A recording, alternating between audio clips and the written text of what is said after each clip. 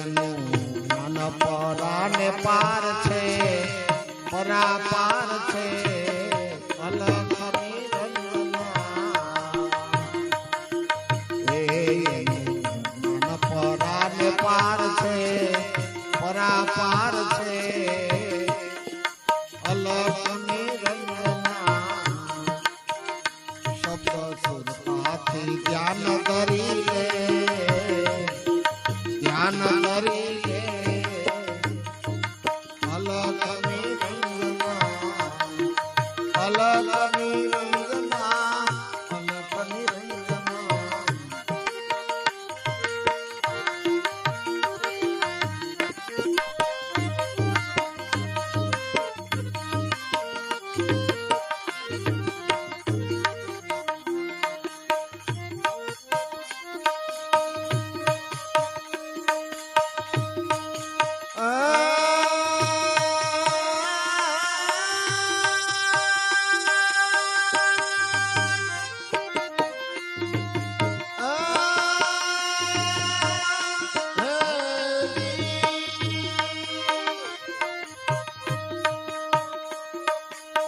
માયાવી જીવન નહીં સમજે આસાનમાં,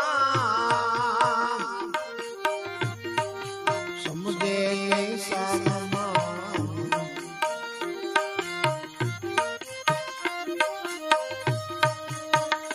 હે માયાવી જીવન નહીં સમજે આસાનમાં, સમજે નહીં સાનમાં. એ હંસ પૂરવાના ખાતા ખોરી લે, ખાતા ખોરી લે, અલગ નિરંજના. એ હંસ પૂરવાના ખાતા ખોરી લે, ખાતા ખોરી લે, અલગ નિરંજના.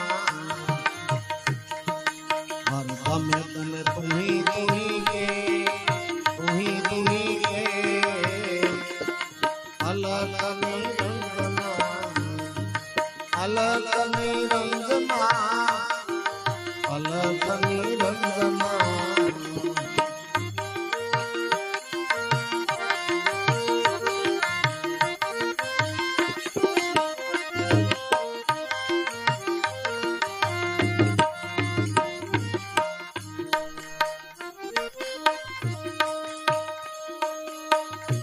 હે લાલા ત્રંબકની જ અનુભવ બારી, અનુભવ બારી.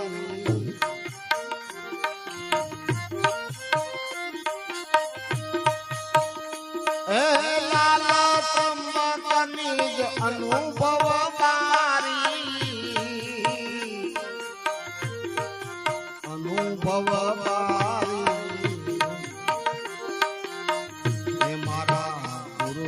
શબ્દાતીત છે, શબ્દાતીત છે, અલગ નિરંજના.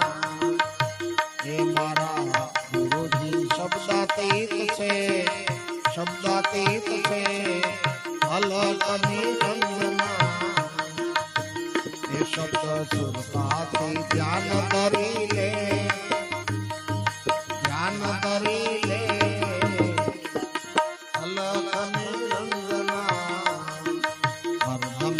તુહી તુહી કે, તુહી તુહી કે, અલગ નિરંજના, અલગ નિરંજના, અલગ નિરંજના, અલગ નિરંજના, અલગ નિરંજના.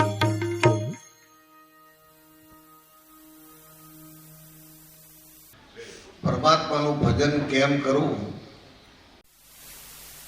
એની કેવી રીતે ઓળખાણ પીછાણ થાય, જેથી કરીને આ જન્મ મરણના દુઃખ મટે. એટલા માટે આ મનુષ્ય જન્મ પરમાત્માએ આપ્યો છે. એવું દરેક મહાપુરુષો આ ભટકાર મટાડવા માટે હયાતી હતી ત્યાં સુધી આ સન્મુખ બેહીને આ સમજણ આપી છે. અને દેહે કરીને ગયા પછી આ સમજણ કાયમ કામ આવે એટલા માટે આ લખતા ગયા.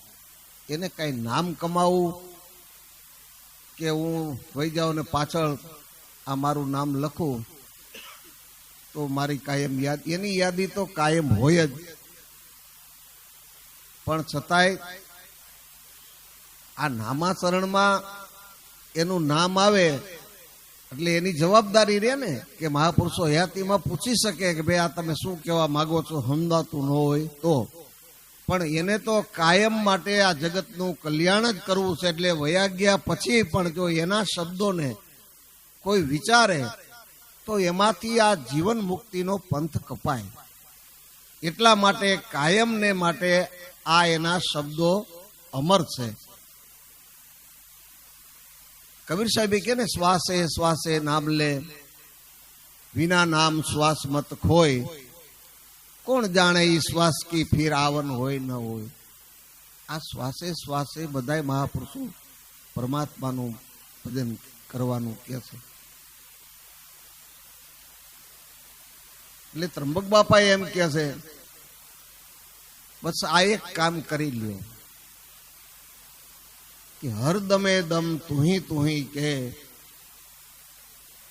આ સદગુરુનું સ્વરૂપ તો અલખ નિરંજન છે. પણ આ વાત સમજાય કોને કે જેને સદગુરુ મળ્યા છે એને જેમ છે એમ આ શબ્દોને સમજી શકે. નહીતર બાપા આ આધ્યાત્મિક ભૂમિકામાં હાલવું અને આ સંતોના શબ્દોને સમજવા એ કંઈક આપણી પૂર્વની કમાઈ કે આપણે આ હુજે. નહીતર તો કદાચ ભણીને આપણે ડિગ્રી ઘણી મેળવી લીધી હોય પણ સંતોના શબ્દોમાં સાચ ન બુઢે. એટલે ખરેખર આપણે આપણા ધનભાગ કહેવાય કે આપણે આવા સમર્થ મહાપુરુષ મળ્યા. અને જેમ ઓલા કે ને બેનું છોકરીઓને પાથીએ પાથીએ તેલ નાખે એમ આ ઝીણી ઝીણી સમજણ કરી અને જેમ આપણા મનને પચે એમ પાયું. નહીતર તો એને કાંઈ કરવાની જરૂર નહીં. એ તો પરમપદને પામી ગયા હોય ને ત્યાંથી જ વાત કરે તો આપણે એમાં દ્રષ્ટિ ન પડે. પણ એ આપણા જેવા થઈ અને આપણને આ જ્ઞાન કેમ પચે, કેમ રૂચે અને કેવી રીતે આની સમજણમાં ઉતરે એટલા માટે આમ પાથીએ પાથીએ તેલ નાખીને આમ રૂડું રૂપાળું કરી અને હૃદયમાં કેમ ઠરે એવો પુરુષાર્થ કર્યો છે. કે પણ આ વાત કેવી છે ભાઈ, કદાચ શાસ્ત્ર વાંચી અને યાદ શક્તિ સારી હોય તો ઘણું કંઠસ્થ આપણે થઈ જાય. પણ એ કેવું છે કે ફોગટ ધ્યાન ગુરુ જ્ઞાન વિનાનું. આ સદગુરુની ગમ ન મળી તો ગમે એટલું શાસ્ત્રનું જ્ઞાન આપણા હૃદયમાં આમ જ્યારે બોલાવો ત્યારે આમ શ્લોક અને ધડાબંધ વાતો કરતા આપણે કદાચ આવડી જાય અને શાસ્ત્રો પુરાણોની વાતો હામાં કોઈક શાસ્ત્રાર્થ કરવા આવે તો એને હરાવી કદાચ દે. પણ આ ગુરુગમ વિનાનું જ્ઞાન એ ભોગ્ય ન પડે, આ ભટકાર મટાડે નહીં. મેં એવું વાંચેલું કે જે કબીર સાહેબના શિષ્ય ધર્મદાસ એનું એ બુંદેલખંડમાં બાંધોગઢ નામે ગામમાં વણિક વાણિયા અને એ સમયમાં કરોડની ગણતરી નહોતી પણ એટલા મોટા ધનપતિ હતા. પણ એને એવા ગુરુ મળેલા રૂપદાસ મહારાજ કરીને, શાલિગ્રામ ભગવાનની સેવા આપી, રામકૃષ્ણનું ભજન કરવાનું અને પૈસા બહુ, તે દાન પુણ્ય બહુ કર્યું. ધર્મશાળાઓ, દવાખાનાઓ એ સમયમાં જે જરૂરિયાત હતી એ પ્રમાણે ઘણું બધું સેવાકીય પ્રવૃત્તિ કરેલી. અને આવું ભક્તિમય જીવન. હવે એમાં અને તીર્થયાત્રા બહુ કરતા. ગુરુ મળેલા, પણ ગુરુને ઉપાસના આ શાલિગ્રામ ભગવાનની અને રામકૃષ્ણના એનો ઉપદેશ આપેલો કે આનું ભજન કરવાનું. એટલે જીવન બહુ સાત્વિક. તીર્થયાત્રા કરતા કરતા મથુરામાં જ્યારે બિરાજમાન હતા ત્યારે એમ કહેવાય છે કે કબીર સાહેબની મુલાકાત થઈ. કબીર સાહેબ ત્યાં ગયેલા. એને હવે કબીર સાહેબની તેમ કે છે કે આરપાર દ્રષ્ટિ, એટલે એ વિચારે કે એને આમાંના હૃદયની ખબર હોય. ત્યાં જ્યાં ધર્મદાસ હતા ત્યાં કબીર સાહેબ જઈને જુએ તો આ બરોબર પેટીમાંથી બધા ભગવાન કાઢ્યા અને એના આસને બિરાજમાન કરી નવડાવ્યા ધોવડાવ્યા. પછી તિલક, કંકુ, ચંદન, અગરબત્તી, ધૂપ ધ્યાન ને બધું કરે. કબીર સાહેબ સામે બેઠા બેઠા જોવે અને બહુ સરસ મીઠી વાણી બોલે. એવા ધર્મદાસની વાણીમાં એમ કે છે કે બોલતા હોય તો અમૃત ઝરે, ફૂલ ઝરે એવી વાણી. બધું આ થઈ ગયા પછી કબીર સાહેબે કીધું કે તમે તો મહાન પુણ્યશાળી આત્મા છો. તમારી વાણી સાંભળતા તૃપ્તિ ન થાય એવી તમારી મીઠી મધુરી વાણી છે. પણ તમે આ પાંચીકડા લઈને શું બેઠા એમ? હવે આ કેવું વહમું લાગે. આ શેર પાસેર ને નવટાક લઈને તમે બેઠા. હવે ઈ એના ઉપાસક અને એને તો આ સીધો આંચકો જ લઈ ગયો હોય. પછી કબીર સાહેબે એવું માર્મિક ભાષામાં એને ઘણું કીધું. એ ધર્મદાસ કહે છે કે તમે આવું ખંડન શું કામ કરો છો? મારા હૃદયને ઠેસ વાગે છે કે આ મારા ગુરુએ આપ્યું છે. રામકૃષ્ણની ઉપાસના કરવાની, આ શાલિગ્રામની સેવા કરવાની, આ ભજે પૂજન પાઠ જે કઈ કરું છું, કે તો તમારા ગુરુને પૂછો ને. તમે વિચારો, તમે મારા વચન, મારી વાતને વિચાર કરો કે આ કરતા પુરુષ આમાં છે કોણ? તો એમ તો કહેવાય નહીં આ શાલિગ્રામ કરતા પુરુષ, તો એમ તો ન કહેવાય. હવે કરતા પુરુષ કોણ છે અને ક્યાં બેઠો છે અને ઈ કેમ ઓળખાય અને આ જન્મ મરણના ફેરા કેમ છૂટે? ધર્મદાસ પણ કોઈ પુણ્યશાળી આત્મા કે એને આ વાત તો તરત, જો આવી વાત કોક કરે ને તો આપણે એના પ્રત્યે રોષ ચડે પણ પ્રેમ નો જાગે. પણ આને કઈક કમાઈ વાળો જીવ, તેને એમ થયું કે આરી વાત તો કઈક વિચારવા જેવી છે. આ ભલે મને શેર પાસે 9 નું બધું કીધું એટલે મને ખોટું તો લાગ્યું, પણ આ વાત આપણે ક્યારે સાંભળી નથી કે આમાં કરતા પુરુષ કોણ છે, ક્યાં રહે છે, કેમ ઓળખાય અને આ બોલે છે ઈ કોણ છે. આ વાત વિચારવા જેવી છે. પછી તો એમાં કથા તો બહુ લાંબી છે, હું આ ટૂંકમાં તમને સાચું. પછી એવી 2-4 વખત મુલાકાત થાય છે. પછી કબીર સાહેબે જેને કીધું તો તમારા ગુરુને તમે પૂછી જુઓ, જો ઈ નો સમજાવે તો મારી પાસે આવજો.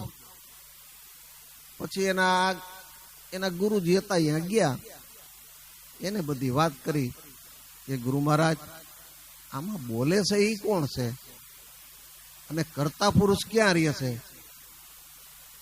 ગુરુ મહારાજ કે હવે તને આ રામકૃષ્ણનું ભજન કરવાનું, શાલિગ્રામની સેવા કરવાની, ને આવું તને અજ્ઞાન ક્યાંથી ઉપજ્યું? બોલે ઈ કોણ છે એવું તને અજ્ઞાન કોને આ ભ્રમણામાં નાખ્યો? ગુરુ મહારાજ એવું નથી, તમે મારું સમાધાન કરો તો સારી વાત છે, ન કરો તો મને એવા મહાપુરુષ મળ્યા છે કે ઈ ભેખડે ભરામાં એવું કઈ નહીં. હું કોણ છું તું તને નથી ખબર પડતી હું કોણ છું ઈ?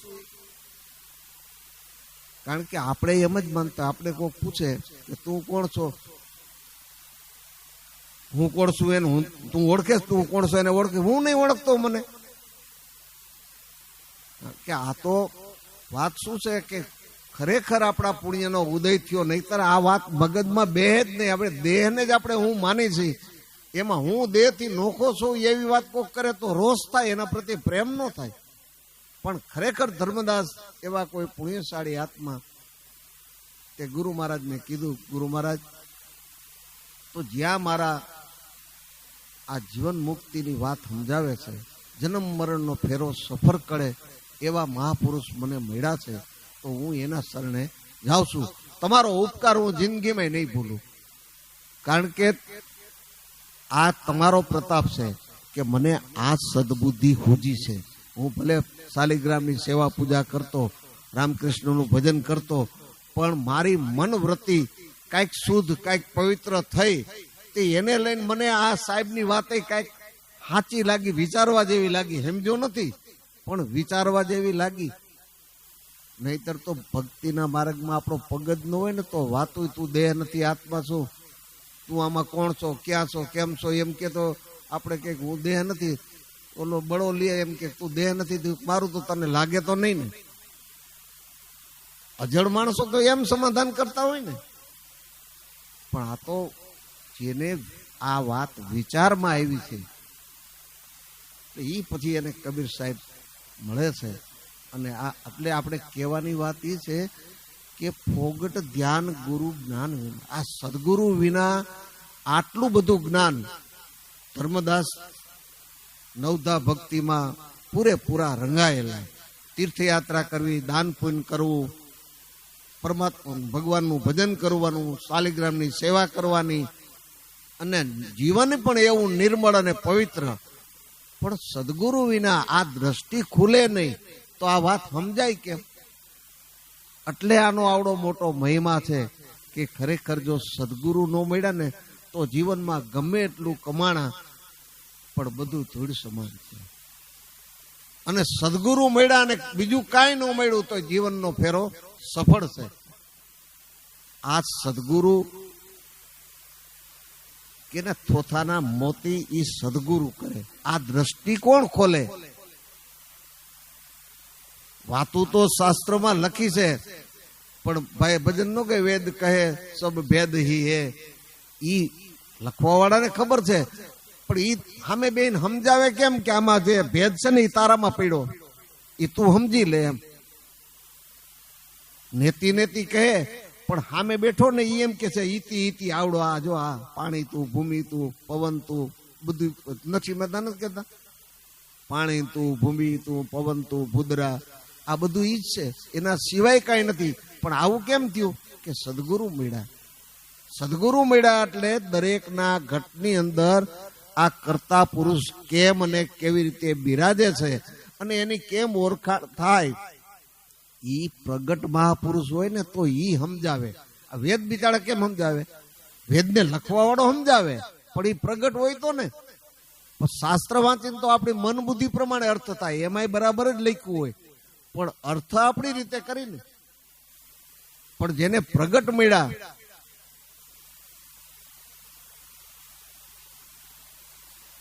લાભુ દાદાની એક વાત યાદ આવી કે અમે મુંબઈ ગયેલા ને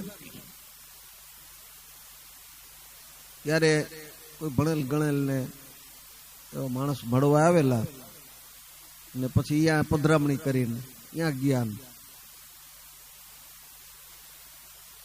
પછી ઈ ભાઈએ એમ કીધું કે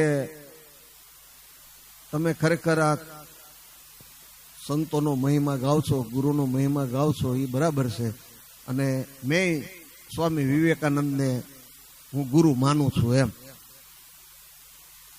દાદા કે એ સારી વાત કહેવાય, તમે વિવેકાનંદને ગુરુ માનો છો, પણ આ તો પ્રગટ ગુરુની વાત છે એમ. કે વિવેકાનંદ તો સમર્થ પુરુષ, હું એને ગુરુ માનું. પછી દાદાને એમ થયું કે આ એમ વાતમાં નહીં સમજાય, એટલે એને પ્રેક્ટિકલ વાત કરી કે સારું એ આપણે પછી વાત કરશું. ત્યાં એમાં વ્યવહારિક વાત નીકળી સંબંધની, કે આપણે આ જો સત્સંગી કોઈ સારો છોકરો હોય કોઈનો, તો આપણે આ દીકરીનો સંબંધ કરવો છે. તો ઘરમાં જ ઓલા રાણા પ્રતાપ ને શિવાજીના ફોટા, એ કે આ તમને કેમ લાગે? એટલે આ રાણા પ્રતાપ ને શિવાજી એની હારે લગ્ન કરી તો. અરે દાદા તમે કેવી વાત કરો, કઈ રાણા પ્રતાપ ને શિવાજી અત્યારે છે અને એના ફોટા હારે કઈ, તો તમે કયો છો કે વિવેકાનંદ ને ગુરુ કર્યા. ઓલાની દ્રષ્ટિ ખુલી ગઈ, મારી વાત હતી. હા બરાબર બરાબર, આ ફોટા હારે લગ્ન ન થાય તો વિવેકાનંદ ને હું ફોટાને જ માનું છું ને, ભલે એના વિચારોને માનું, પણ મને મારી ભૂલ પડી હોય તો વિવેકાનંદ સુધારે કેવી રીતે? એ તો પ્રગટ જોઈ ને. મને જે મારે જ્ઞાન જોઈ છે, મારા ઘટમાં કોણ બિરાજે છે એની ઓળખાણ કરવી હોય તો વિવેકાનંદ કેમ સમજાવશે? એ તો હયાત તો છે નહીં, હયાત હોય તો સમજાવે. એટલે પ્રગટનો મહિમા છે. નટવર પ્રગટ મળે તો સુખ થાય. અખિલ તો આખા વિશ્વમાં બેઠો છે, પણ એમાં કહું કેનું દુઃખ જાય? પણ પ્રગટ એટલે પ્રગટ કોઈ એવા મહાપુરુષ મળે, અને એવા મહાપુરુષની આ દ્રષ્ટિથી જ આપને આ દ્રષ્ટિ ખુલે છે, દીવાથી દીવો થાય છે. બાકી ફોગટ ધ્યાન આ ગુરુ જ્ઞાન વિનાનું.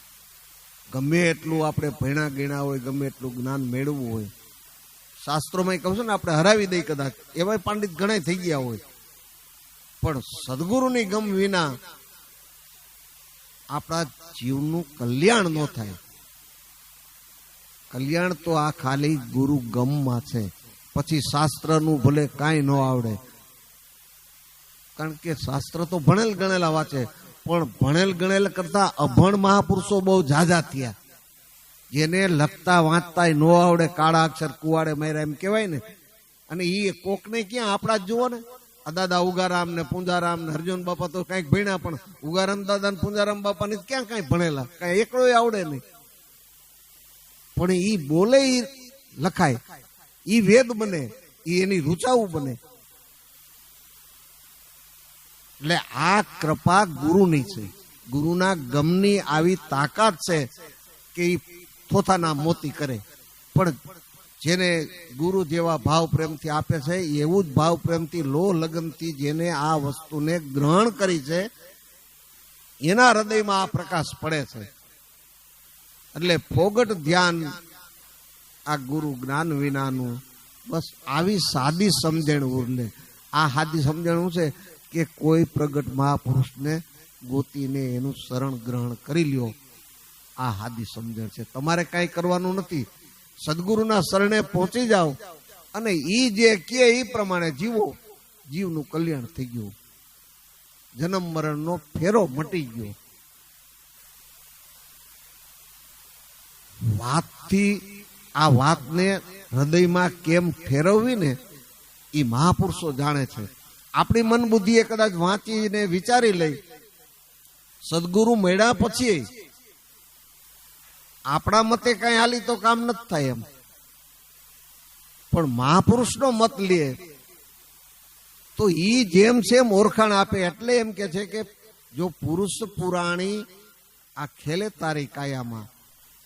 પુરાણી એટલે જે કાયમનો માટે, એ આજ નવો કે જૂનો એમ નહીં, અનાદિથી ઈનો ઈ જ છે. ઈ એક જ છે, દરેકના ઘટમાં રમી રહેલું ઈ એક જ તત્વ છે. કાંઈ નહોતું તો ઈ કે છે કે ઈ એક પરમાત્માનું સ્વરૂપ અખંડ કાયમને માટે છે ને છે જ. એને આવવા જવા પણ નથી એવી સમજણ કોણ આપે?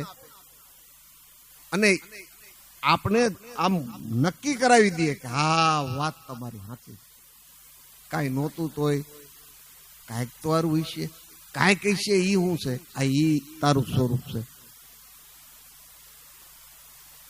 અને અજ્ઞાની કે જ્ઞાની બધા એમ તો સમજે ને ભાઈ ભગવાન તો કાયમ જ હોય ને, એ કાંઈ પેલા હોય ને અત્યારે ન હોય ને અત્યારે ન હોય ને પેલા હતા ને એવું. ભગવાન કાયમ હોય, ભગવાન વિનાનું આ થોડું હાલે. પણ આ ગુરુ ગમની સાથે સમજણની સાથે નક્કી થઈ જાય. આત્મા પરમાત્મા એમ બધા કહે છે, અજ્ઞાની માણસો એમ જ કે ને, પણ એ કહે છે કેવી રીતે? કહેવતના રૂપમાં. પણ સદગુરુ જેને મળ્યા છે એ સમજી વિચારીને કહે છે, એને સમજણ છે ખરેખર આત્મા ઈ જ પરમાત્માનું સ્વરૂપ છે. અજ્ઞાની ખાલી કહેવતમાં કહે છે કે આત્મા એ પરમાત્મા. આ સમજણ સદગુરુએ પાડી છે. એટલે પુરુષ પુરાણી આ ખેલે તારી કાયામાં. હવે ઈ ઓળખાશે કેવી રીતે? તો જો કેટલી સમજણ સરળ કરી કે ગુરુ ગમથી તું ઓળખી લે. આને ઓળખવા માટે બીજો કોઈ ઉપાય કામ આવે એમ નથી. ભાગવતમાં જડ ભરત કહે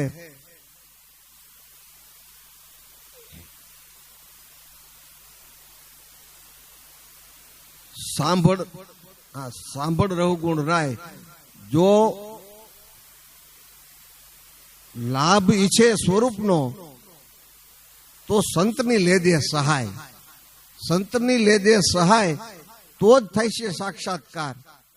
જો સંતની સહાય લે તો જ થાય છે સાક્ષાત્કાર. અવર ઉપાય કોઈ નથી પોગતો, માટે સંત શરણ આધાર. બીજો કોઈ ઉપાય આમાં કામ આવતો નથી. આ ગુરુગમ વિના બીજા અનંત ઉપાયો કરી, તીર્થયાત્રા કરી, દાન પુણ્ય કરી, યજ્ઞ હવન કરી, ગમે એટલા ઉપાયો કરવા છતાંય આ ઘટમાં બેઠેલો પુરુષ પુરાણી ઓળખાય એમ નથી. એટલે ઈ ઓળખવા માટે મહાપુરુષોની જરૂર છે. શાસ્ત્રોમાં લખેલો છે પણ સમજાય નહીં. સમજાય તો એવા કોઈ મહાપુરુષ પ્રગટ મળે ત્યારે ઓળખાવે કે જો તારા ઘટમાં બોલે ને ઈ જ છે. પણ એને ઓળખવો કેવી રીતે? કે આ સાધન છે. સાધન શું છે? કે આ સત્સંગ કરો અને સ્મરણ કરો અને હૃદયના ભાવથી સેવા કરો. આ કામ શું થાય છે? સત્સંગ સેવા અને સ્મરણ કરતા કરતા આ અંતકરણની શુદ્ધિ થાય અને પછી આ સત્સંગની વાત છે ને જેમ છે એમ યથાર્થ હૃદયમાં ઠરે.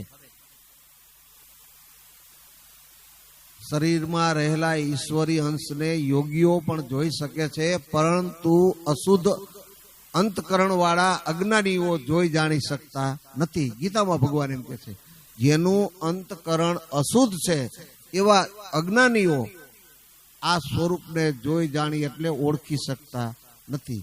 તો આ પરમાત્માનું ભજન કરતા કરતા આ અંતકરણનું શુદ્ધિ થાય અને આ સત્સંગે કરી અંતકરણની શુદ્ધિ થાય એટલે શું થાય? પરમાત્મા તો છે જ, એને ગોતવો નથી. પણ એને આડે જે આવરણ છે એ આવરણ હટી જાય એટલે પરમાત્મા તો છે. પણ આવરણ હટાવવા માટે આ સાધન છે કે ખરેખર પરમાત્માનું ભજન કરતા કરતા જો અંતકરણની શુદ્ધિ થાય તો સત્સંગ દ્વારા સીધે સીધો પરમાત્મા આમ ઓળખાઈ જાય કે હા હવે વાત સાચી. અત્યાર સુધી તો હું આ દેહને જ હું માનતો હતો, પણ હવે મને સમજણમાં આવ્યું કે હું આનાથી જુદો છું. ભલે અનુભવમાં નથી આવ્યું પણ સમજણમાં તો આવ્યું જ. સદગુરુ મળ્યા એટલે સમજણમાં પાકે પાકું આવ્યું કે આ દેહ હું નહીં પણ દેહમાં રહેવા વાળો. દેહ જેની સત્તાથી હાલે છે, મન બુદ્ધિ ઇન્દ્રિયો જેની સત્તાથી કામ કરે છે, એ સત્તાધીશ એ મારું સ્વરૂપ છે, એ ચેતન એ મારું સ્વરૂપ છે. આમ જેમ ઉગારામ દાદા કહે હું આમ જોઈને બોલું છું એમ અનુભવમાં ન આવ્યો હોય પણ સમજણમાં તો પાકું થઈ ગયું કે ખરેખર દેહ એ હું નથી. હવે પુરુષાર્થ ક્યાં કરવાનો છે? કે આવડું આ સત્સંગ સેવા અને સમરણ કરતા કરતા આપણી ઈ એક પ્રકારની કમાઈ છે. લાભુ દાદાએ એક ફેરે પવનભાઈ વાત લખી હતી કે અમે ગાડીમાં મોટર કાર લઈને જતા હતા, એમાં એક ભાઈએ એને દાદાને પૂછ્યું કે દાદા તમે મળ્યા એને વરસ તો ઘણાય થઈ ગયા, પણ આમાં કઈ અનુભવ ને એવું તો કઈ થતું નથી. દાદા કે તમે મોંઘી કે ગમે હાલો કે 4 વ્હીલના શોરૂમમાં તમે ગયા, તમને એક ગાડી ગમી ગઈ, કે આ ગાડી મારે લેવી છે, તો તમે એ વેપારી પાસેથી ગાડી માગો, ખીચામાં પૈસા નથી અને ગાડી માગો તો આપે તમને? એમ તો બાપા નો આપે ને. એ કે તો એમ તમે ક્યારે જે આ કમાણી છે ને, તમને જે નામ ઓળખાયું ને, એ નગદ નાણું છે, એનું ભજન કરો ને તો આમાં દ્રષ્ટિ પડે ને કરે. એમનેમ તમે ખુવાર મરી જાવ વરાના વરાની જિંદગી વહી જાય તો એનો હુજે કઈ. આ ભજન કરો, આ શ્વાસે શ્વાસે તમને આ નામનું ભજન કરવાનું એટલા માટે જ કીધું છે કે આ નગદ નાણું છે. આ નાણું ભેગું થાય ને એટલે તમારી મેળાએ ઉઘાડ થાય. આ ઉઘાડ કરવા માટે પછી બીજા આ સત્સંગ જરૂરી છે, અને સત્સંગમાં જવાથી પણ વાત સમજાય ક્યારે કે આ ભજન કર્યું છે તો. નકર સત્સંગમાં જાય તો સમજણમાં જ ન આવે તો શું કરું? કેતા કાંઈ હોય સમજાય કાંઈ, તો વાત એમને પડી રહે. એટલે પરમાત્માનું ભજન છે એ સાધનને સિદ્ધ કરો, કે બીજું કાંઈ કરવાનું નથી. એલા આ સરળ ઓલા કે ને અમે તો કેટલી મહેનતે પાયમાં, પણ તમને બતાવી એક પળમાં. નો સમજાય તો આવીને પૂછો, અહીંયા અંતરો નથી કાંઈ. ઈ કે આ ચોખ્ખું ને ચટ કેવું બાપુ કે છે આત્મા તો છે એવો. અમે તો કેટલા પુરુષાર્થે કરીને આ નામને પાયમાં છે, પણ તમને આ સહજમાં નામ આપ્યું. પણ તમે એની કઈ કમાઈ કરો તો આમાં દ્રષ્ટિ પડે એવું છે. અનુભવ નથી થતો એમ કહીને કઈ અનુભવ નહીં થાય. પણ જ્યારે પરમાત્માનું ભજન કરતા કરતા એ પરમાત્મા વાલો લાગશે, ત્યારે ધીરે ધીરે મોહ માયાના પડળ છૂટી જશે. અને જેમ છે એમ પરમાત્મામાં પ્રેમ પ્રગટ થઈ જાય ને, તો દાદા એમ કહેતા કે 51% તમને જ્યારે સદગુરુ વાલા લાગે, આ નામ વાલું લાગે, પછી તમારે અનુભવની વાત નહીં જોવી પડે. પણ જ્યાં સુધી સંસારમાં 51% રુચિ છે, ત્યાં સુધી અનુભવની વાટે નહીં જોતા. આ તો નામમાં રુચિ થઈ જાય, સદગુરુમાં રુચિ થઈ જાય, આ પરમાત્માની સાથે જો આવો પ્રેમ બંધાઈ જાય, તો એને અનુભવનું પૂછવું ને, અનુભવ થાય એટલે લાલ પીળા નથી થઈ જતા. એ હોય એમ જ સમજણ ફરી જાય.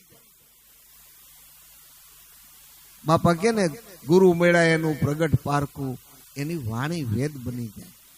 જ્ઞાન ધ્યાન ને આધીનતા આવે, નિર્મળતા આવે, આનંદમાં આનંદ વર્તાય. આ બધું સદગુરુ મળ્યા પછી આ અંદર આ ભજન સત્સંગ સેવા સમરણ સાધન કરતા કરતા આ જીવનમાં બધું પરિવર્તન થઈ જાય. પણ એ ક્યારે કે આ કરી તો, ખાલી સાંભળી કે બોલી એમ નહીં, કરી તો થાય. એટલે આ પુરુષ પુરાણી ખેલે તારી કાયામાં, એને ઓળખવાનું સાધન બા એક જ છે, ગુરુ ગમથી તું ઓળખી લે. બીજા ઉપાય કરવામાં પણ જીવને શું છે કે બીજા ઉપાયમાં આપણે અંદર એવું હોય કે મારું વર્ચસ્વ, મારું કાંઈક નામ હોવું જોઈએ, તો એના માટે એ બહાર ઘણું બધું કરે, દાન પૂન કરે, ધર્મશાળા, એ સારી વસ્તુ સારી જ કહેવાય. પરમાત્માએ દીધું હોય તો કરવું જ જરૂરી છે. પણ એ નામની પોતાના મહિમાની એ નામની તૃષ્ણામાં જીવન પસાર કરી દે, નામને બહાર લાવવા માટે. પણ મહાપુરુષો એમ કે છે કે એ તારે કરવાની જરૂર નથી. આ એક સાથે બધું સંધાઈ જાય છે. પણ પ્રતિષ્ઠાની પાછળ આપણે પુરુષાર્થ કરી તો પ્રતિષ્ઠા ભલે મળે, પણ મનુષ્ય જીવનનો હેતુ ન સરે. આ તો મનુષ્ય જીવનનો હેતુ સરે એટલા માટે મહાપુરુષો આ સીધો ને સરળ ઉપાય બતાવે છે કે ગુરુ ગમથી તું આને ઓળખી લે. જો આ શબ્દ તને ઓળખાયો છે ને, એ સત શબ્દ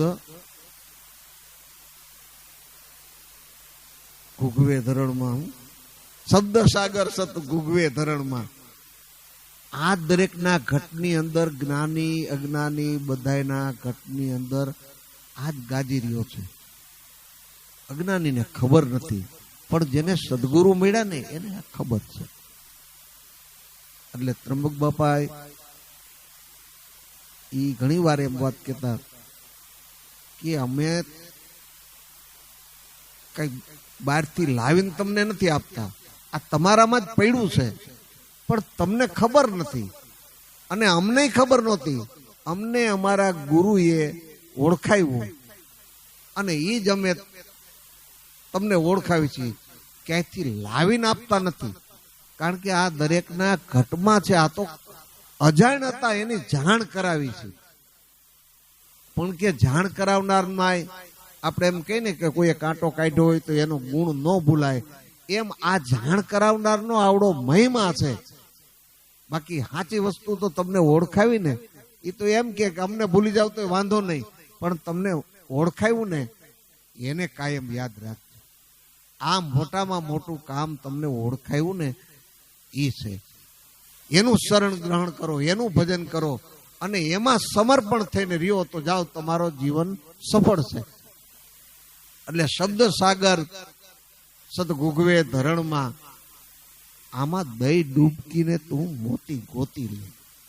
પર્યાણ નથી કરવું, આ કામ કરી લે. આ વારંવાર આ મળશે નહીં, આવો સમય નહીં મળે, આવો દેહ નહીં મળે, તો બીજા દેહ કરીને આ સાધન સાધ્ય થાય નહીં. જો ભરત રાજા ચક્રવર્તી રાજા કહેવાય, બધું છોડી રાજપાટ છોડી અને જંગલમાં ગયા, પ્રભુ ભજન કર્યું. પણ ભાગવતમાં કથા છે ને, પછી ઓલા હરણીનું બચ્ચું એને બચાવ્યું. પછી જ્યારે ભરત રાજાને દેહ છોડવાનો થયો ત્યારે એને આ ઉપાધિ થઈ પડી કે હું વયો જાય તારું આ બચ્ચાનું શું થાય. ભરત રાજાને ખબર કેમ પડી દેહ છો? કારણ કે એને પરમાત્માનું ભજન કર્યું જ હતું. પણ આ પરમાત્માને જો આ ભજન સત્સંગ કરવા છતાંય એમાં જો પરમાત્મામાં પ્રેમ હોય ને તો જેમ સેમ દ્રષ્ટિ હુજે. પણ નહીતર તો આપણું મન કેવું છે, એવું વળગાવડું હોય ને તો આજે હરણાના બચ્ચામાં ચોંટી ગયું અને ભૂલ પડી ગઈ. તો થયું શું કે છેલ્લે છેલ્લે એ હરણીને પેટે જન્મ થયો અને એ આ ભૂલ ખાઈ ગયા તો 3 જન્મ ગુમાવવા પડ્યા. આ ભરત રાજા હતા ઈ, પછી આ હરણી થયા અને પછી જડ ભરત થયા. હરણીના પેટે પાછો જન્મ લઈ. એટલે આ એક ભૂલ પડી ગઈ. તો મનુષ્ય જીવનને સુધારવા માટે, આ સમજણને દ્રઢ કરવા માટે જો ભૂલ પડી જાય તો આમ થઈ જાય છે. એટલે આ કામ કરી લે એમ કે છે કે જો પર્યાણમાં રહ્યા તો હરણનું કેવું થયું? જો હરણનો દેહ એને મળ્યો પણ જ્ઞાન એને હતું, પણ પશુ પ્રાણીને કઈ એવી વાચા નથી. એટલે એ સાધુ સંતોના આશ્રમમાં જ રહીએ, સાંભળે, સંતોના દર્શન કરે કે આ ફેરે ભૂલ પડી ગઈ છે, એ હવે આ ભોગવી લઉં, પણ હવે આ ભૂલ કોઈ દી નથી કરવી. એટલે બીજા જન્મે એ પાછા જડ ભરત બ્રાહ્મણની આ જન્મ થાય અને એ આ જ્ઞાનને પામે. પછી હવે તો જડ એટલે એવી જડ જેવી અવસ્થામાં જીવા, બધું ખબર હોવા છતાંય કોકને લાગે કે આ ગાંડો માણસ છે. એવી રીતે જીવન પસાર કર્યું કે હવે આમાં ભૂલ જ નથી કરવી, આ કામ કરી લેવું છે. એમ આપણે કહેવાનું એ હતું કે ઈ જેમ ત્રંબક બાપા એમ કે છે આમાં દઈ ડૂબકીને મોતી ગોતી જ લે, એમ જડ ભરતે નક્કી કર્યું કે હવે આ કામ કરી જ લેવું છે, આ ફેરે હવે ગુમાવવો નથી. પર્યાણમાં રહીને તો કે પાછી ભૂલ પડી જાય. એટલે આ કામ કરી જ લેવું છે એવું નક્કી કરી લીધું. એટલે શબ્દ સાગર સત ગુગવે ધરણમાં મહાપુરુષો અંતરદ્રષ્ટિ એટલે કરાવે છે. આપણી મનની વૃત્તિ હંમેશા બહાર જ ફરતી હોય,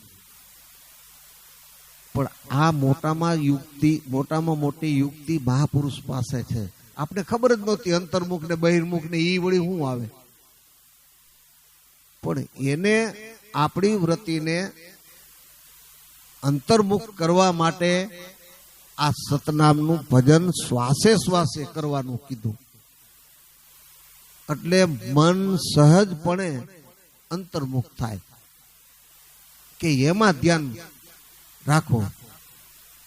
હરદમ મેં હંમેશા હાજર રહી, પરખતું પોતે પારખ થઈ. આ હરદમ જે જીવનમાં ઉતરી ગયું કે ખરેખર મારી મનવૃત્તિને હવે બહાર ભટકવા નથી દેવી, અંતર્મુખ થઈ અને આ કામ કરી લેવું છે. દઈ ડૂબકીને મોતી ગોતી લેવું જ છે, એની વાત છે.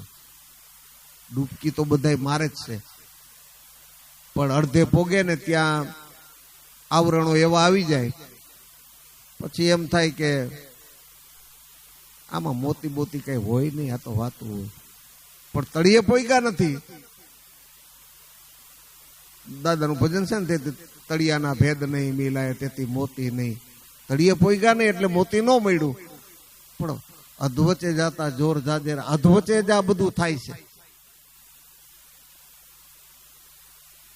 પણ ખરેખર જે તળિયે પોગ્યા છે, કોણ નક્કી કરી લીધું છે, જડ ભરતે નક્કી કરી લીધું કે આ જન્મ આ જ કામ કરવું છે, અને કામ કરી લીધું. ભાગવત જેવા શાસ્ત્રોએ એની નોંધ લેવી પડી. એમ શબ્દ સાગર આ સદ ઘૂઘવે ધરણમાં, દરેકના ઘટની અંદર આ ગાજી જ રહ્યો છે. બસ એમાં ડૂબકી મારીને આ મોતી ગોતી લે.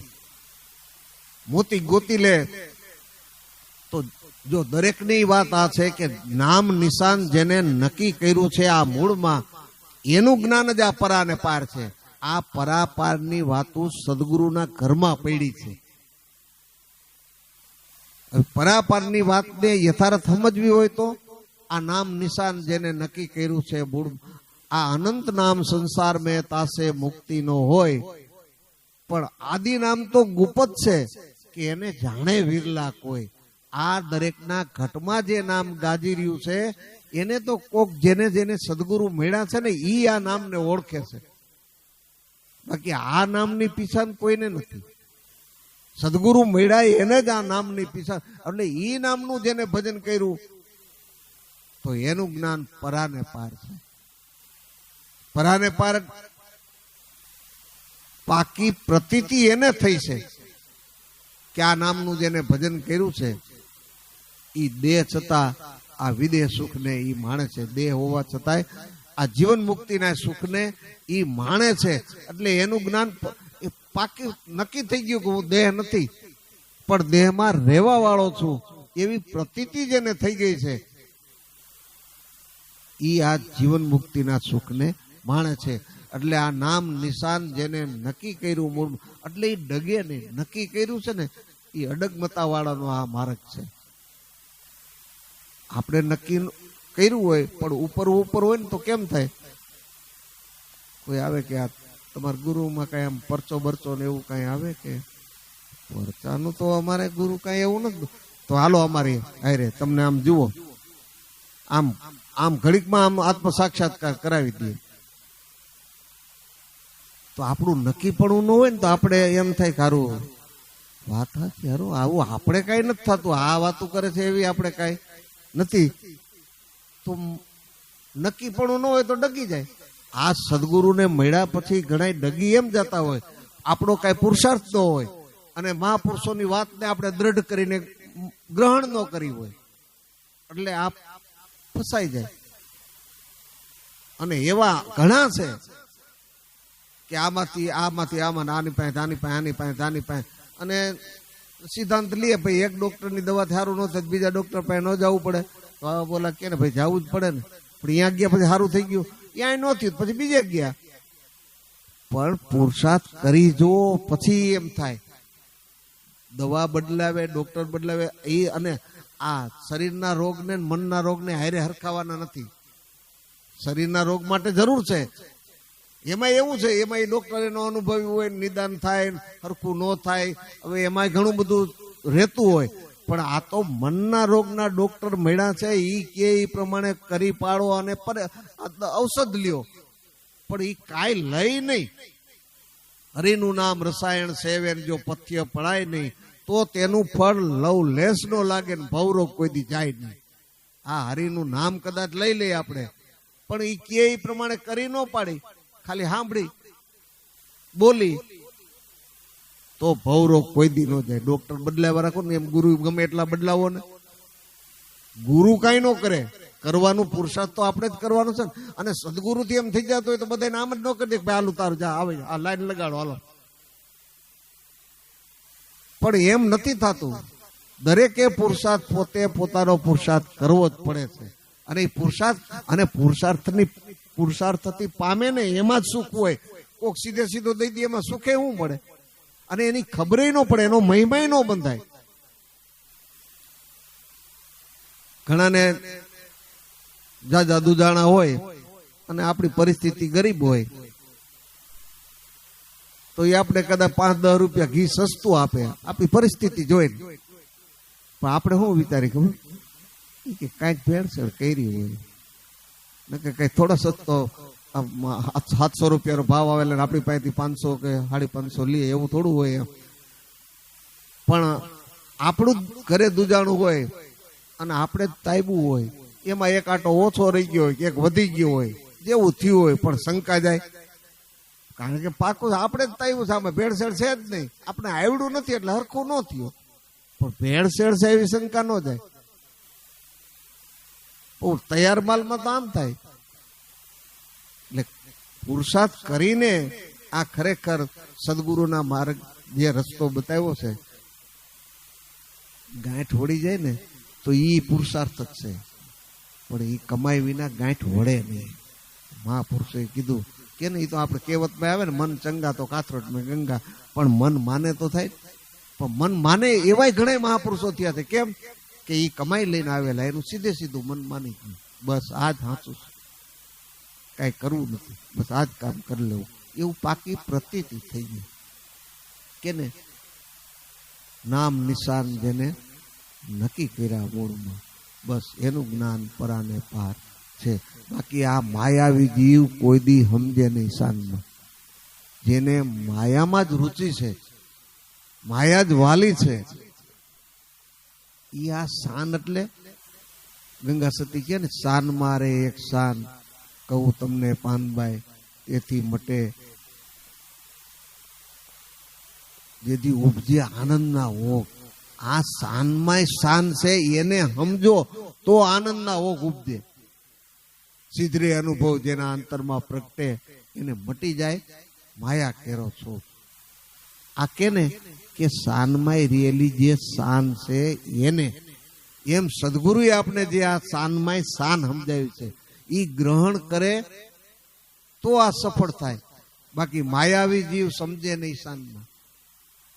ઈ આ શાનને જાડી બુદ્ધિ આપણે આમ વિચારીએ ને, સદગુરુ આપણે ન મળ્યા હોય તો આપણે કેમ સમજતા હતા, અને મળ્યા પછી સમજણમાં કેમ ફેર છે. અને એમાંય આ ભજન સત્સંગ કરતા કરતા કેટલો કેટલો ફેર થતો જાય છે, એ આપણે સમજાય કે સદગુરુ મળ્યા પછી યારું આપણે આવી નહોતી ખબર પડતી. હવે દિવસે દિવસે દિવસે દિવસે ઈ શું કામ કરે છે, ઓલી કમાઈ ભેળી થાય છે. એટલે આ દ્રષ્ટિ ખુલે છે, અને દ્રષ્ટિ ખુલે છે, અને એ પ્રમાણે જીવન જીવવાની પ્રેરણા મળે છે કે બસ હવે આમ જ કરવું છે. નકર આપણો જીવ કેવો હોય, બાયુને કઈ તો ઓલું લાગે ને કે એનો રીંગણા લેવા જાય તો એકાદો રીંગણો ઠેલીમાં નાખી દે, એક રીંગણે ભૂખ ભાંગી જાય ફેર તો. અને એવી ટેવ ઘણા ને હોય, શાકભાજી લેવા જાય ને એકાદો ભીંડાની 2 સિંગ નાખી દે, પણ એને ખબર હોય આમાં કઈ મારું શાક પૂરું નહીં થાય. પણ આ સ્વભાવમાં આવી તૃષ્ણા પડી હોય એટલે કરી દે, અને હવે એ ન કરે. કા એમ થઈ ગયું કે હવે આ થોડું આમાં કામ થવાનું છે કઈ, અને હવે તો ભૂલ થઈ ગઈ હોય ને તો હવે ઘણા એમ કેતા હોય કે ઓલા 50ની નોટ દીધી હતી પણ લેવાના એને 45 હતા, મને 5 રૂપિયા પાછા દેવાના બદલામાં 10 દીધા, પાછા દેવા જાય. કોકને 5 રૂપિયા થોડા વધારે લેવાય. હવે આ કેમ થયું કે જો આમાં દ્રષ્ટિ પડી છે કે ભાઈ આવું કામ ન કરે. 5 રૂપિયામાં આપણે કઈ નકર પેલા 5 રૂપિયામાં એક રીંગણામાં કેમ થતું હતું? તો એ વાલું લાગતું હતું. એક રીંગણું થેલી નાખી દે, ખબર તો તેલી પડતી હતી, પણ હવે ખબર પડી એમાં આ ફેર પડ્યો છે.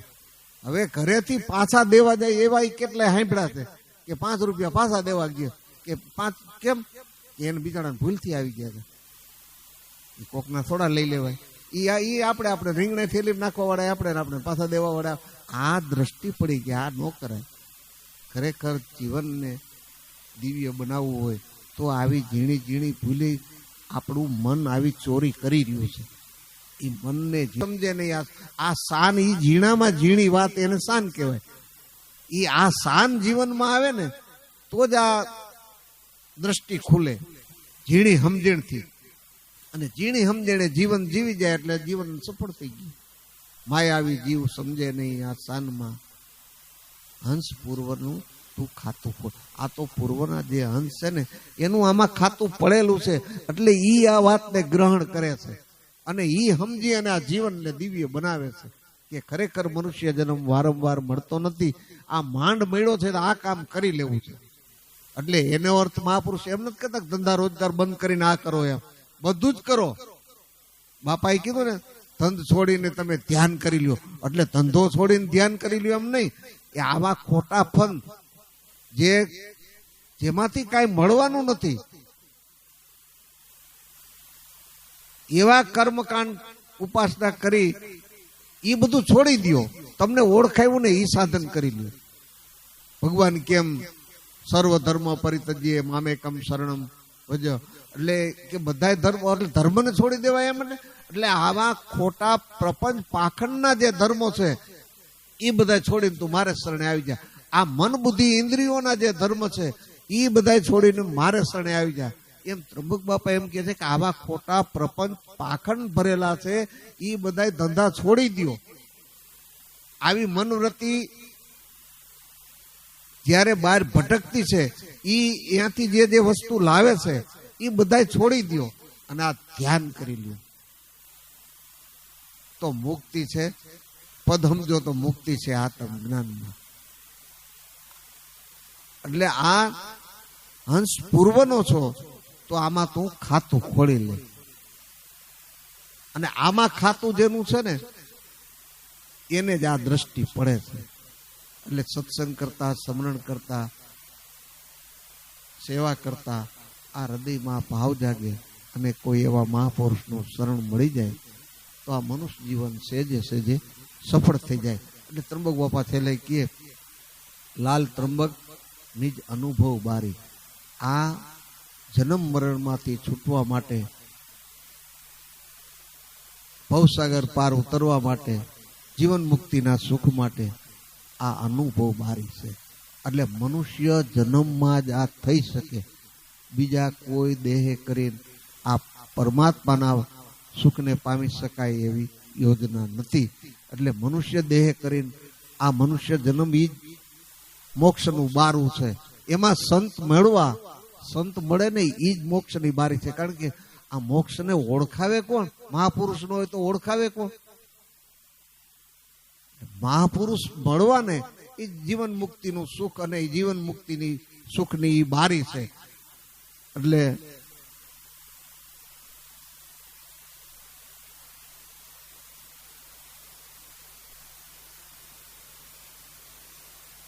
લાલ ત્રંબક નિજ અનુભવ બારી. મનુષ્ય દેહ કરી અને આ અનુભવ મેળવી લેવો ને ઈ બારી. બારી એટલે છૂટવાની બારી. મનુષ્ય જન્મે કરીને 84 માંથી છૂટવું હોય તો આ સતનામ રૂપી સદગુરુએ ઓળખાયું છે. એને ઓળખી ઈ આ જન્મ મરણના ચક્કરમાંથી છૂટવાની બારી છે. બાકી મારા ગુરુજી તો કે શબ્દાતીત છે. શબ્દ તો ઓળખવા માટે છે, પણ પંથ કાપતા કાપતા ઘર આવી ગયું પછી બધું છૂટી ગયું. એમ ઘર કોને આવે કે પંથ કાપે હાલે તો.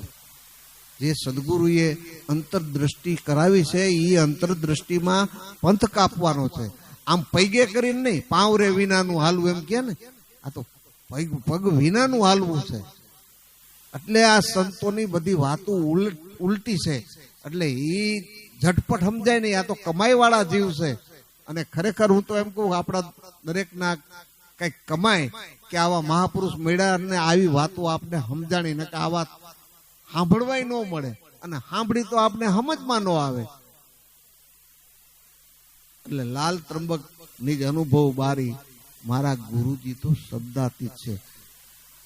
બધાને આ શબ્દાતીત સ્વરૂપની સંતોએ ઓળખાણ કરાવી છે, પણ એની ગતિ હાલતા હાલતા શબ્દ સ્વરૂપને યથાર્થ થતા ઈ જ્યાં ઓળખાવે છે ત્યાં દ્રષ્ટિ પડી. શબ્દ સ્વરૂપને ઓળખતા જેમ પ્રાણમાં દ્રષ્ટિ પડે તો પાકી પ્રતીતિ થાય કે આમાં જે ટંકશાળ કરી રહ્યો છે એ કોણ છે. આ શબ્દમાં શૂનમાંથી શબ્દ ઉઠતે ફેરી શૂનમાં સમાય, પણ શૂનની જોવા વાળું કોણ છે. એમાં સૂક્ષ્મથી સૂક્ષ્મ થતા આ વાત યથાર્થ આપણા જીવનમાં ઠરે. પણ કેને કે આ ભજન કર્યું હોય, સત્સંગ સેવાને સ્મરણ કરતા કરતા આ ખરેખર સહજે સહજ. આમાં આને માટે કોઈ બળ પુરુષાર્થ કરવાની જરૂર નથી, પણ સહજે સહજ આ સમજણમાં આવે એવું છે. એટલે લાલ ત્રંબક નિજ અનુભવ બારી મારા સદગુરુ શબ્દાતીત છે. આ શબ્દાતીત સ્વરૂપને પામવા માટે જ આ દરેક મનુષ્યનો હેતુ છે, મનુષ્ય જન્મનો હેતુ છે. અને એ હેતુ સિદ્ધ કરવા માટે કોઈ એવા મહાપુરુષનું મળવું જરૂરી છે. એ મહાપુરુષ મળતા જ આપણે આમાં દ્રષ્ટિ પડે છે, અને એ દ્રષ્ટિથી આ શબ્દાતીત સ્વરૂપ જે આપણા કટમાં પડેલું છે એની યથાર્થ ઓળખાણ થાય છે. સદગુરુ દેવની આજે આપણે અંશાબેનની પુણ્યતિથિ નિમિત્તે, અનસુયાબેન એની પુણ્યતિથિ નિમિત્તે સુરતથી બધા સત્સંગ મંડળ સાથે બધા પધાર્યા. અને એની યાદીમાં જોકે બાપુએ મને કીધું સાંજે આપણે બે વાત કરશું, પણ છતાંય આજે એના જીવનની કમાઈ જુઓ. પરમાત્માનું ભજન કરતા કરતા શાસ્ત્રો અને ગીતામાં ભગવાન એમ કહે છે કે આ યોગ જેને સિદ્ધ ન થયો હોય, અર્જુન પૂછે ને, અને દેહકાળ થઈ જાય તો કે ઈ તો એનું થાય શું, એ છિન્નભિન્ન થાય શું થાય એમ. એ કે નહીં, નમે ભક્ત પ્રણય સતી, મારા ભક્તનો નાશ ક્યારેય થતો નથી. આ પંથે હાલતા હાલતા દેહકાળ જ્યાં થાય ત્યાંથી બીજો જન્મ એવા સંસ્કારના જે શ્રીમંતો છે, પૈસાથી શ્રીમંત નહીં, સંસ્કારના શ્રીમંતો છે, ત્યાં એનો જન્મ થાય છે. અને ત્યાં એને અધૂરો રહેલો યોગ હું પૂરો કરાવું છું. બાકી આ પંથે જે હાયલા છે ને એનો દેહકાળ ગમે ત્યારે થાય તો એ વહેલા મોડો એક જન્મે નહીં તો બીજા જન્મે, પણ ભગવાનના વચનો છે એ કોઈ દી મિથ્યા ન થાય. એ પરમપદને પામે જ. એટલે આપણે જેની પુણ્યતિથિ નિમિત્તે ભેગા થયા થઈ, તો આપણે 2 મિનિટ મૌન રાખી પરમાત્માનું ભજન કરી અને અનસુયાબેનની યાદી સ્મૃતિ પર લાવી એના સેવાકીય પ્રવૃત્તિને આપણે યાદ કરીએ. સદગુરુ દેવની